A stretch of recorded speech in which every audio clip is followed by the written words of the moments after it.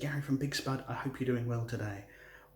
I love having a roast dinner. Every Sunday we used to have one growing up. I didn't appreciate how much work went into it until I grew up and started making them for myself. The worst thing is the amount of washing up that's created. A great big pile of trays and dishes and plates.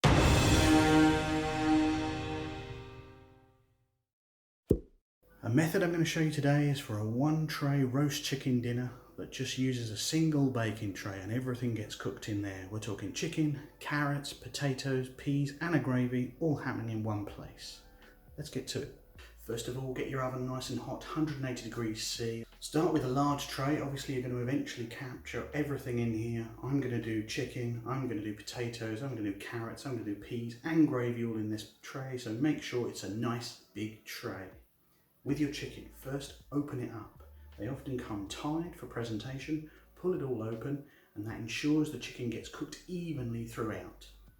Open that up, season it with olive oil and salt and pepper and whatever other seasonings and spices you want to use. Maybe some thyme, maybe some sage. Pop that in the oven, get that started. Whilst the chicken's in the oven, get some carrots peeled, get them halved. Then turn your attention to your potatoes. You want a floury potato here, like a King Edward, or a Maris Piper like I'm using here. Again, peel and cut into golf ball sized chunks. Once the chicken's had 30 minutes, you can take it out, maybe baste it a little with the oils it's produced, and then add the carrots and the potatoes to the roasting tray.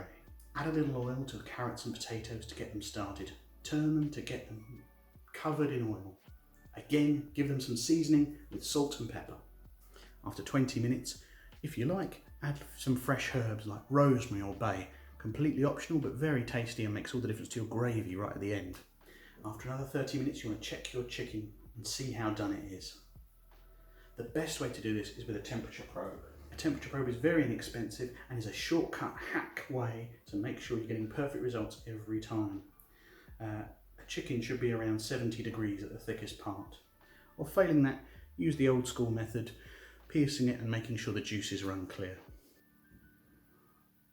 Because after this time, the chicken will have been cooking for about 80 to 90 minutes. And when it's done, you can move it out and rest it to a board. It's really important to rest meat after cooking. The chicken is no exception. It allows the meat to relax and the juices to redistribute throughout the bird. It won't go cold. If you're worried about that, tent it with foil. I don't usually bother. At this point, add 500 ml of good chicken stock to your roasting tray. That's going to form the base of your gravy. Give everything a good turn and get it back in the oven.